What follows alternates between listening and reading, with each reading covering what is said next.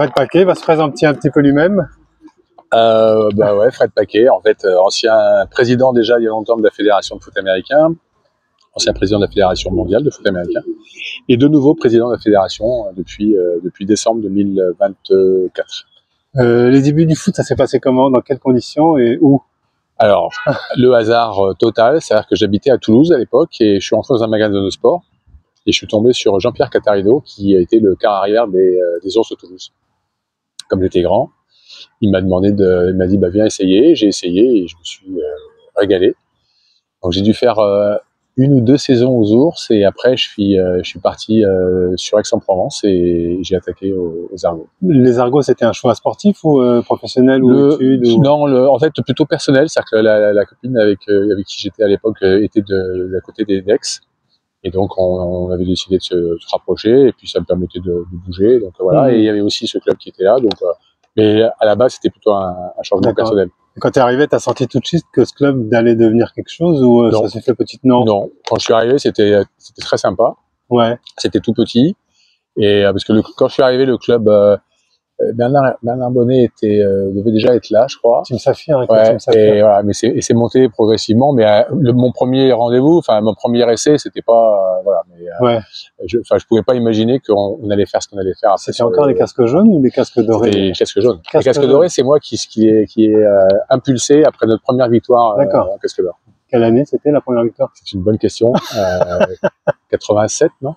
Je sais, je pourrais pas te dire. Je pense que c'est 85. Ouais, c'est contre les Castors. Je suis arrivé en 85. Non, 85. Non, 80. Non, je sais plus. C'est vrai Castor. Ça, c'est à Jean-Bouin, je suis. Oui. Et je dirais, non, c'est pas 87. Je pense que c'est 87. Je crois que c'est la Coupe de France qu'ils ont remportée. D'accord. Ça va être 89. Je crois que la même année, ils ont fait Coupe de France et ils sont montés. Ils ont gagné, il me semble. Voilà. Et donc, voilà. Et ça. Et donc, je pense que, allez, à vue de nez, je me souviens plus, mais je crois que c'est plutôt 89, le premier titre. D'accord. Combien d'années en tant que joueur? 8 ans. En tant que joueur aux Argos, en tout, ça a dû faire 9 ou 10 ans. D'accord. Le coaching, ça t'a jamais... Non. J'ai jamais été attiré à la base, en tout cas, par ça. J'ai toujours préféré, en fait, la gestion, en fait, du club. Donc, en fait, mon premier travail de dirigeant de club, il était aux Argos, puisque j'ai été embauché par les Argos pour suivre le secrétariat général. Et c'était mon premier boulot. Et sincèrement, ça m'a toujours plus attiré que le coaching. Ouais. Première sélection en équipe de France, franchement sur les dates, non, mais je révise, pas forcément les dates, mais l'ambiance, l'arrivée, l'accueil, en fait. En fait, elle s'est fait, faut être honnête, elle s'est fait un peu par hasard. Il y avait un stage à Aix, au Krebs d'Aix. L'équipe de France était là et j'avais pas été sélectionné. Et mais comme j'étais un fan de foot américain, j'ai assisté aux entraînements et en fait le tight end s'est blessé et le coach m'a dit puisque tu es là, viens le remplacer. Et après, je suis plus jamais parti de l'équipe de France. D'accord. Tu as des souvenirs de l'équipe de France? Oui, j'ai des souvenirs déjà de l'équipe de France, le fait d'être en équipe de France. J'ai forcément des souvenirs de ceux qui sont allés en Finlande. J'ai des souvenirs de victoire, d'avoir joué avec il y avait Richard Tardis aux Pays-Bas. Voilà, différents trucs. Et puis d'être un moment important. En fait, ce moment est important parce que ça regroupe les meilleurs joueurs du moment et donc c'est assez valorisant et puis c'était vachement agréable de jouer avec des bons joueurs. Donc, porter le maillot de l'équipe de France, c'est quelque chose. Voilà, tout à fait. Non, mais c'est un moment important et voilà. Alors après c'était les conditions de l'époque, mais et c'était les conditions d'organisation, les conditions, la qualité de l'époque. Il y avait des très bons joueurs, très physiques. Il y en avait un peu moins, d'autres un peu moins. Mais tout ça c'était complémentaire en fait. Oui, ça s'est très bien passé. Et puis voilà. Et puis si l'autre souvenir c'était ce mélange. Il y a cette confrontation, mais en fait cette rencontre Castor-Argos. C'était les rivales sur le terrain en fait. Et en fait c'est les premières fois où putain les Argos qui voyaient Castor qui voyaient les Argos. Donc on avait une telle rivalité sur le terrain en tant que club. Et en fait après ça a disparu très rapidement. Donc ça voilà, c'est des souvenirs qui font que tu gardes un souvenir sympa. Et c'est en ça que l'équipe de France aussi est intéressante. Ta carrière de joueur, est-ce que tu regrettes de ne pas avoir essayé de jouer au plus haut niveau comme le font maintenant plein de jeunes? J'avais pas les moyens. Physique ou Oui, j'avais pas le niveau pour le faire. J'aurais adoré, mais j'ai jamais été assez rapide pour le faire. Et donc j'ai pas de regret sur ça. J'aurais adoré pouvoir le faire. À l'époque, il y en avait pas beaucoup qui pouvaient le faire. Parce qu'il y avait, je me souviens quand on a joué en Finlande, quand j'ai vu passer l'équipe des Pays-Bas ou l'équipe de Finlande, Physiquement, ils étaient monstrueux. Et nous, on avait quelques monstres comme ça, mais toute l'équipe n'était pas comme ça. Et moi, je faisais pas partie de ces mecs-là. Donc non, j'ai jamais eu de regret parce que j'ai su que j'aurais pas pu, en fait. As-tu tout le temps joué Tiden? J'ai joué un peu en défense à l'époque, parce que je suis parti des Argos, je suis revenu, enfin j'ai dû arrêter, je suis revenu, et là il m'avait mis un peu en defensive end, mais mon poste c'est Tiden. Tu vois quelques matchs, tu penses quoi du niveau actuel du foot? Alors je suis parti longtemps, et j'avais coupé complètement, parce que j'ai beaucoup travaillé, j'avais pas le temps du tout. Je dirais que le niveau, il est, alors j'ai le sentiment que l'équipe dans laquelle on a joué, les Argos de l'époque, était vraiment une équipe qui était très très forte, avec vraiment beaucoup de très bons joueurs. Et non mais vraiment. Et donc en fait, il y a sûrement j'ai vu des équipes avec des athlètes de haut niveau. Les Blue Stars, l'année où ils sont en finale et même l'année d'avant, j'étais impressionné par les athlètes qu'il y avait. Les Flash ont toujours eu des monstres physiques de qualité. Les Blacks travaillaient aussi en athlètes. Donc, je situerais, alors mon repère c'était un peu cette-là, je situerais que ces équipes-là sont de ce niveau, de ce que nous on avait peut-être. Je pense qu'il y a peut-être plus d'athlètes encore dans les équipes actuelles. Donc voilà. Après, je suis pas impressionné par le niveau du coaching. D'accord. Je trouve que, pour moi, sincèrement, je pense que Larry est encore le meilleur coach qu'il y a en France. Il l'a prouvé. Mais à la fois il gagne, et puis même sur l'ensemble, sur sa capacité à... Honnêtement, voilà, j'ai pas été. La preuve en est, c'est que quand je suis revenu après avoir quitté l'AS Saint-Etienne, je suis revenu à Aix et je donnais un coup de main aux Argos. Quand on a cherché un coach, en fait, tout ce qu'on m'a proposé, c'était des gens soit de ma génération, soit celle d'après. D'accord. Et voilà. Et donc il y a eu un vrai trou, à mon avis, en termes de formation et de niveau. Donc le niveau général, je trouve qu'il est correct. Je pense pas qu'il ait beaucoup progressé. Mais par rapport au nombre d'années, en fait, j'ai l'impression que par rapport au nombre d'années où le foot existe, le foot n'a pas assez progressé. Il aurait pu, à un moment, il était, je crois, 2009, le niveau était bien. Après, c'est redescendu. Et là, ça a du mal à remonter, en fait. Et en fait, je pense aussi, je pense qu'une des grosses lacunes qu'il y a eu à la fédération sur les dernières années, c'est la formation. Et ça, c'est lié. C'est-à-dire que pour avoir une bonne équipe, il faut des bons coachs. Alors, il faut des bons éducateurs pour les petits, des bons animateurs, des bons éducateurs. Et pour les grands, au plus haut niveau, il faut des bons coachs. Et je pense que s'il y a, en tout cas, l'un des axes où la Fédé a pêché, c'est sur ça. Le niveau a pas, les contenus de formation, la qualité de formation a pas du tout progressé. Et en fait, ça s'en ressent. On a même délaissé la formation, ce qui fait qu'en fait, à un moment donné, presque on formait plus. Et un sport qui forme pas, il est mort, en fait. Et ça fait partie de ton projet d'essayer de restructurer la formation et d'améliorer la formation. Parce que si toi-même tu dis, c'est la base, en fait, les coachs. C'est clair. Donc, la base du projet, en fait, elle est simple. Et j'allais dire, elle est malheureusement simple parce que c'est grosso modo le projet que j'avais lancé il y a 25 ans. Ce qui veut dire qu'il y a quand même plein de sujets qu'on peut évoluer. Et donc, la base, c'est aller chercher des jeunes, les faire jouer, parce que c'est pas tout de les avoir, il faut les faire jouer si on veut les garder. Et pour les garder, donc, il faut les faire jouer et il faut avoir des bons éducateurs. Donc, il faut former. Et donc, on a là, depuis un bout de temps, il y avait un peu de choses qui avaient commencé, mais d'initiatives un peu perso. On relance toutes les contenus de formation, que ce soit en foot américain, en flag, on va le faire aussi pour le cheer, que ce soit pour les entraîneurs et pour les arbitres. C'est la base. Voilà. Et donc, des choses très basiques, aller chercher des jeunes, les faire jouer, former des éducateurs, former des arbitres et se structurer. Le programme, il est aussi basique que ça. Voilà. Est-ce que tu penses que c'est pas un bon moyen de ramener les vieux, en fait, pour qu'ils forment justement les anciens, pas les anciens, oui. Les anciens, je pense qu'il faut leur proposer un projet qui les fasse un peu rêver. Alors, il y a ceux qui veulent coacher, ils y sont déjà.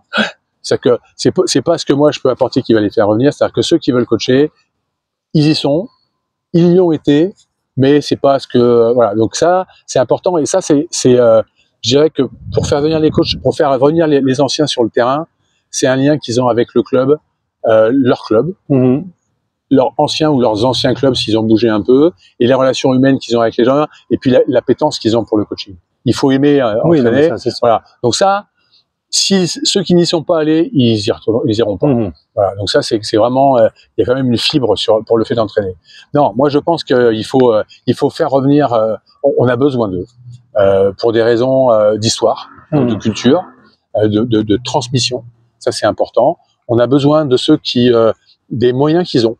Parce qu'on a besoin, comme toujours, la Fédé a besoin d'avoir des moyens pour investir et à nous de proposer des projets qui fassent rêver tous ces anciens-là, qui ont vécu des choses extraordinaires, qui fait que nous, notre génération, en fait, moi je viens d'avoir 60 ans, je suis toujours là parce que j'ai vécu des choses avec les Argos, même avec les ours quand j'ai commencé, je suis toujours en relation avec les premières personnes des ours avec qui j'ai joué. On a vécu des moments extraordinaires. Et on aime ça, on aime ce sport. Donc on veut y être resté, on veut rester accroché d'une façon ou d'une autre. C'est à nous, je pense, la fédération, de proposer quelque chose aux vieux pour leur dire, écoutez, nous, on vous propose ça, venez rester à votre façon, avec vos moyens, votre envie, votre temps, etc.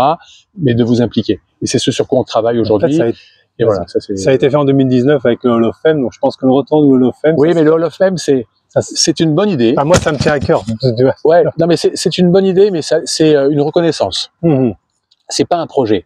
Oui, mais en fait, on avait invité les vieux qui étaient venus justement. Oui. Donc en fait, ça peut peut-être tu vois, leur donner envie de revenir et de retrouver un peu le milieu. Ouais, mais c'est un one shot en fait. C'est-à-dire que, alors tous les ans, tu as le Hall of Fame, donc tu comment c'est pas remercier, mais tu valorises quelqu'un qui s'est impliqué et tout, mais c'est un coup. Moi, je voudrais trouver un projet qui fait ce que les gens ils se sentent impliqués tout au long de l'année en fait. D'accord. Parce que ils sont partie prenante de ce projet-là. C'est ce sur quoi on travaille. J'espère que on va réussir à sortir quelque chose prochainement, parce que je pense que c'est bien et que c'est une vraie valeur aussi pour la fédération et pour le sport. Dans tous les sports, il y a ça. Voilà. Après, il faut, pour pouvoir proposer des projets, il faut du temps, il faut des moyens, il faut consacrer. Voilà. Donc c'est pas aussi facile que ça. Oui, non, mais c'est long. Mais par contre, pour moi, c'est un vrai objectif. Puis les vieux, pour les faire bouger, c'est compliqué. Et puis plus ils sont vieux, plus c'est difficile de les faire bouger. Et bien sûr. Non, mais voilà, mais ça, c'est puis sûr. tout le monde n'a pas forcément envie. Ah oui, non, mais ça c'est. Tu penses quoi de l'arrivée de l'ELF à Paris? Moi, je pense que depuis le début, je pense que l'ELF c'est une très bonne chose. Et je pense que d'avoir les mousquetaires à Paris, c'est une très très bonne chose. Pourquoi? Parce que en fait, moi, mon souci, il est en fait dans le parcours de formation, d'évolution d'un joueur. La fédération, avec ce qu'elle est aujourd'hui, elle doit être à l'origine d'aller chercher les jeunes, de former les jeunes. On les fait monter, alors que ce soit en flag ou que ce soit en foot américain. Alors parlons du foot américain puisqu'on parle de l'ELF.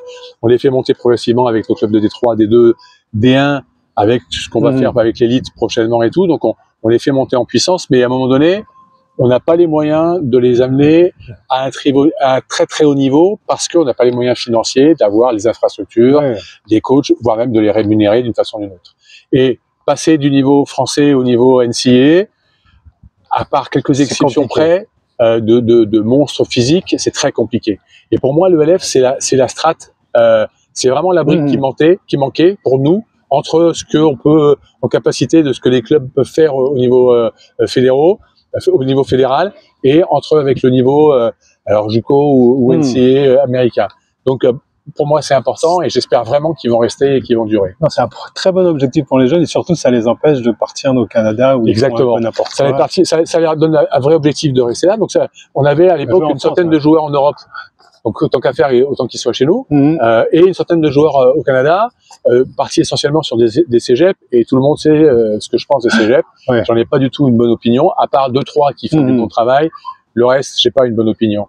Et on m'a dit ouais, mais tu verras, ils vont s'améliorer, ils vont revenir. Sauf que les gens ils reviennent pas. Soit ils reviennent. Et quand ils reviennent, ils jouent plus. Ils jouent plus, c'est ça. Donc en fait, et ils s'investissent même plus dans leur club. Exactement. Donc en fait, c'est une perte totale pour la Fédé, et c'est pas un gain pour eux parce qu'il y a beaucoup de programmes, un grand nombre de programmes qui sont pas des bons programmes. Donc je préfère largement que on a des clubs français en D2, en élite qui commencent à bien former. La preuve en est, c'est qu'aujourd'hui 80% parce qu'en fait la règle ELF fait que sur les 50 joueurs, 80% sont des joueurs, ou 70 ou 80% sont des joueurs français, ils viennent de France. Donc voilà, et les mousquetaires l'ont bien compris, ils ont bien compris que pour qu'eux ils puissent durer, il va falloir qu'on forme des joueurs. Donc il y a un lien qui doit se créer par rapport à ça. Et voilà, donc on forme des joueurs. On doit sûrement être un des pays qui forme le mieux. Parce que si tu as juste 100 joueurs en Europe, 100 joueurs au Canada, c'est qu'à un moment donné, tu formes bien. Donc voilà, et tant qu'à faire, autant que ceux qu'on forme, ils soient en France. Tu penses qu'il y aura un autre Français en NFL un jour? On a comment ça s'appelle? Il y a Wilfried Penney qui est au bord d'eux. Alors là, il a un souci de visa. J'espère que ça va. Il vient de se faire couper par les Patriotes, non? C'est ça? Alors non, oui, en fait, lui, son problème, c'est qu'il a eu un problème de visa. D'accord. Donc en fait, là, il est en stand-by, il attend pour son visa.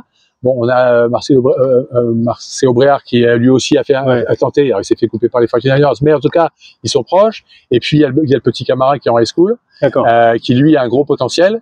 Donc, on est proche. Voilà, les joueurs français sont pas loin. Bon, il faut franchir le cap, c'est souvent le plus difficile. Mais en tout cas, voilà, c'est pas comme si on avait aucun joueur en NCAA, aucun joueur aux États-Unis. Il y a aujourd'hui de plus en plus de joueurs qui y sont. Il y a de plus en plus de joueurs qui sont proches de la NFL. Bon, maintenant, il faut franchir le cap. C'est pas le plus facile. C'est pas le plus facile. Voilà. Mais il n'y a pas de raison. Quel est le meilleur joueur avec lequel tu as joué? Français et américain. Oh putain, ça fait 20 ans. Normalement, il devrait. Non, j'ai des souvenirs. En plus, je suis pas un grand. J'ai jamais été un grand spécialiste de ce qu'il y avait, mais j'ai des souvenirs. Alors, aux Argos, je peux en lister. Aujourd'hui, quand tu joues avec Victor, Biboul, Archie, Blanc, Sam Bagnos, on parlait. À l'époque, comment ça s'appelle, Wilfried, qui était le QB de Rome, Yobé, qui c'est qu'il y avait comme joueur voilà, je pense à ces joueurs en premier. Après, tu as Patrice Cancel, tu as eu Marco, joué contre. Et j'en oublie plein.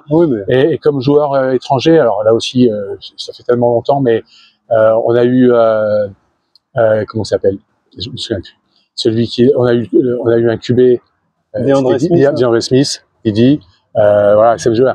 Donc, bon, maintenant, ça remonte à 25 ans, mais voilà, et j'en oublie sûrement, c'est obligé, aussi bien peut-être, il y a Loulou aussi qui était un joueur, Pascal Serrod, enfin, Momo, enfin, c'est pour ça que quand je dis que, avec qui t'as joué. Ben oui, et franchement, ils étaient, de ce que j'ai, un mec comme Étienne Curon, voilà, bon voilà, donc Titi Constant. Donc ça va me revenir au fur et à mesure, je peux en lister plein, mais grosso modo, la plupart étaient en équipe de France. Et donc voilà, toute la partie de ces joueurs-là. Et j'en oublie forcément parce que j'étais concentré, enfin j'ai des relations avec certains d'entre eux qui font que, mais oui, il y en avait beaucoup. Et je pense que c'est des joueurs qui aujourd'hui encore seraient parmi les meilleurs joueurs français. En fait, c'est la question que j'ai posée, tu as répondu partiellement tout à l'heure. Est-ce que la grosse équipe des Argos ou des Flash de l'époque battrait l'équipe des Flash de maintenant ou des Argos de maintenant? Alors c'est compliqué parce que la meilleure aujourd'hui c'est aux Argos il y a pas photo. Je pense que la meilleure équipe des Argos aujourd'hui elle battrait sans problème l'équipe des Argos d'aujourd'hui. Mais est-ce qu'elle battrait les Blacks qui sont champions? Est-ce qu'elle battrait les Flash? Je dirais qu'il y a match quoi. Après tu peux jamais savoir, mais tout dépendra aussi du coach. Mais je crois fortement en l'impact du coach sur la résultat d'une équipe. Donc voilà, mais en tout cas, pour moi, il y a clairement match. Ton pire souvenir et ton meilleur souvenir de foot? Meilleur souvenir, c'est meilleur souvenir. Je pense que c'est les titres qu'on a gagnés avec les Argos et les Bruins qui ont suivi tout au long des. Mon passage aux Argonautes a été un moment fort de ma vie. Intense. Franchement, ça a été vraiment quelque chose et je pense que je suis pas le seul parce que on continue à se voir là les anciens 20-30 vieux maintenant qu'on est et en fait on dit tous la même chose. En fait on dit tous en fait on sait pas trop pourquoi mais ça a été un moment spécial dans notre vie et on prend toujours du plaisir. Alors on rabâche les mêmes anecdotes forcément mais c'est un plaisir sans nom de se voir et on se voit parce qu'on sait, ça nous ramène à des moments très forts. Donc, je dirais que les 8 années passées aux Argos, c'est en fait un moment extraordinaire pour moi. Voilà. Le pire moment, alors c'est un truc qui m'a toujours marqué, c'est un match on jouait contre les mousquetaires ou les castors, les mousquetaires, je pense. Et en fait, l'équipe d'attaque rentre et en fait, j'étais dans la lune. Et donc c'était la grosse équipe. Alors c'était les mousquetaires, je pense à l'époque. Et donc quand Larry appelle le truc, j'étais pas là. Il fait rentrer quelqu'un d'autre et j'ai pas joué du match. D'accord. Les boules après moi. Je me suis dit putain mais comment tu peux faire ça alors que c'est quand même c'était ma vie le foot américain.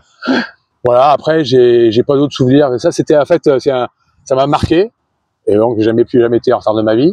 Voilà. Mais sinon, j'ai que des bons souvenirs sur le foot américain. En tant que joueur, j'ai que des bons souvenirs. Quelles sont les priorités de ton mandat à venir, là? Je te dis, C'est refaire prendre conscience à tout le monde, à tous les clubs, à tous les dirigeants que la priorité, c'est les jeunes. Sinon, quel que soit le sport, sans jeunes, on est mort. Faire prendre conscience après que pour pouvoir une fois qu'on a été les chercher pour les garder, bah, il faut bien les encadrer. Donc il faut former le plus possible d'entraîneurs et d'arbitres. Et ensuite, il faut les faire jouer. Les faire jouer. Il faut presque que ce soit les gamins qui disent « arrête de me faire jouer ». Alors nous, on avait pris l'habitude d'avoir 2-3 dates dans l'année. Ça, c'est pas possible, c'est du suicide. En fait. Donc là, c'est pour ça qu'on a reconstruit complètement les calendriers. On a reformaté tout ça pour les catégories et tout ça. À la fois les catégories, mais les calendriers, en disant on commence en octobre et on finit en mai. Voilà. Il faut qu'à minima, les gamins, ils aient au moins une date par mois. C'est le minimum. Parce que le rugby, il joue tous les 15 jours ou toutes les semaines. Nous, on peut pas avoir 3 dates dans l'année et être super content. Donc, voilà. Donc, on reconstruit. Après, il faut pas que ça coûte trop cher. Donc, on densifie les territoires.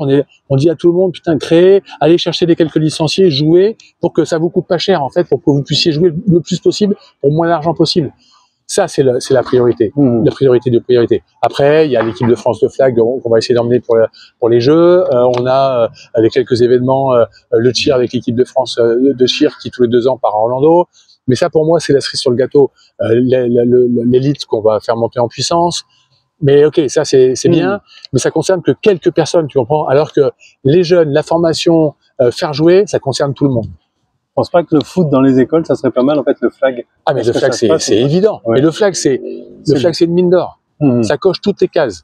C'est facile à jouer, il y a pas de contact, pas de matériel, c'est mixte, pratiquement pas de matériel. Pas de matériel, tu joues n'importe où. C'est ludique pour les enfants. C'est ludique, c'est fun, c'est stylé, c'est tout ce que tu veux. Donc ça coche toutes les cases. Donc c'est déjà dans les écoles, un peu, pas encore assez. On sort d'un rendez-vous avec le ministère, ils sont comme des fous avec le flag, donc on va intensifier ça. Sébastien, le nouveau DTN, pour mission aussi, et l'une de ses missions, c'est de travailler sur ça. Bien sûr, ça et le cheer aussi. On va aussi lancer sur développer ça aussi pour le cheer. Foot américain, c'est plus compliqué dans les écoles, donc on travaille sur autre chose. Mais le flag en particulier, le cheer, ça va être dans les écoles. Le flag, c'est une étape pour passer au foot américain de toute façon. Oui et non, parce que justement, on a voulu vraiment donner à chaque sport son identité. Donc, il y a ceux qui commencent au flag et qui partiront au foot américain, il y a ceux qui font les deux, puis il y a ceux qui font que du flag. Et c'est très bien. Donc, voilà. Avec ce qui s'est passé aujourd'hui, parce qu'en fait, on est au mois de juillet, le 12 juillet, avec l'ESS, à quand un match NFL en France? Alors, y a les discussions datent depuis maintenant 2 ans. Je dis pas de bêtises, 2 ou 3 ans. Alors ça s'est mal goupillé parce qu'en fait les premiers contacts ont eu lieu peu de temps avant la dissolution c'est pas le Sénat, c'est l'Assemblée. L'Assemblée, oui. Pardon. Donc ça a eu lieu juste peu de temps avant la dissolution de l'Assemblée, donc ce qui fait que le gouvernement était à l'arrêt. Plus c'est rajouté le fait que changement de concessionnaire du Stade de France. D'accord. Donc en fait, à un moment donné, la NFL qui a identifié que il faut être conscient que la NFL a identifié que la France est le 2e pays le plus attaché à la NFL, derrière l'Allemagne. En termes de suivi du Super Bowl, en termes de followers sur les réseaux de la NFL, c'est le 2e pays derrière l'Allemagne. Donc ils ont vraiment envie de venir. Sauf que ça s'est mal goupillé une fois, 2 fois après que donc 1 la dissolution, 2 le Stade de France. Donc ils ont dû passer, donc ils ont envoyé un match en Espagne, par exemple, mais ils sont revenus. Donc j'avais peur que ça soit mort. Et là j'ai discuté avec la NFL basée à Londres là, et la NFL est retournée vers le gouvernement et ils sont en discussion. Alors pas pour 26, c'est réglé, mais éventuellement pour 27 et 28. Donc voilà. Donc ça, pour moi c'est un enjeu majeur. Très clairement, on est spectateurs. C'est la discussion directe entre le gouvernement et la NFL. Mais en tout cas, si on peut aider, on fera le maximum. Bon, une petite dernière question. Si tu as un conseil à donner à quelqu'un qui veut commencer le foot ou s'investir dans le foot? Alors, comme joueur ou comme dirigeant? Les deux. On a besoin de tout le monde. On a besoin de tout le monde. Donc, comme joueur, va dans ton club et puis éclate-toi et puis fais-toi plaisir et joue. Puis amène tes copains et tes copines pour que vous soyez le plus nombreux possible. Et comme dirigeant, ne te trompe pas de priorité. La priorité, c'est pas, on sera jamais la NFL. Donc, la priorité, c'est structure ton club. Et un projet simple, adapté à ce que tu es, et va chercher des jeunes, forme des coachs, forme des arbitres et fais-les jouer. Voilà, c'est ça. Et après, quand tu auras plein de jeunes, tu auras forcément d'une équipe senior, du flag, du foot américain, ou pareil pour le cheer. Et après, tu verras pour faire du haut niveau. Mais la base, c'est des jeunes.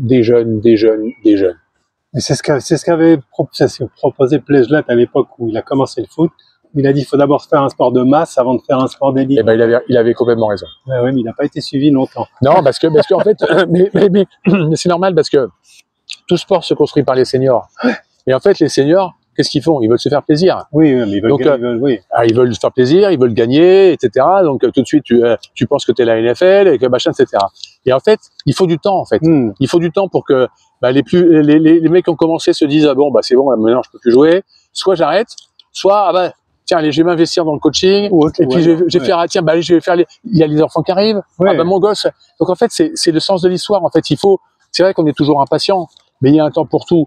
Et autant au début c'était pas possible. Je pense que sur les 10-15 premières années c'était pas possible. Les jeunes c'était compliqué au début. Ouais. C'était compliqué. Nous, quand j'étais président, on a lancé les jeunes, on a lancé toutes ces choses-là.